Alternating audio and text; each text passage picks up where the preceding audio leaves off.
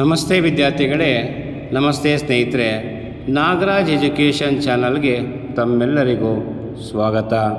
ಇವತ್ತಿನ ಈ ವಿಡಿಯೋದಲ್ಲಿ ಪ್ರಥಮ PUC ಹಿಂದಿ ಈ ವಿಷಯದ ಕುರಿತಾದ ತ್ರೈಮಾಸಿಕ ಪ್ರಶ್ನೆ ಪತ್ರಿಕೆ ಅಂದರೆ ಅಕ್ಟೋಬರ್ 2024ರಲ್ಲಿ 40 ಅಂಕಗಳಿಗೆ ನಡೆದಂತಹ ಪ್ರಶ್ನೆ ಪತ್ರಿಕೆಯೊಂದನ್ನು ತಮಗೆ ಈ ವಿಡಿಯೋ ಮುಖಾಂತರ ತಲುಪಿಸುವ ಪ್ರಯತ್ನವನ್ನು ಮಾಡ್ತಾ ಇದ್ದೇನೆ.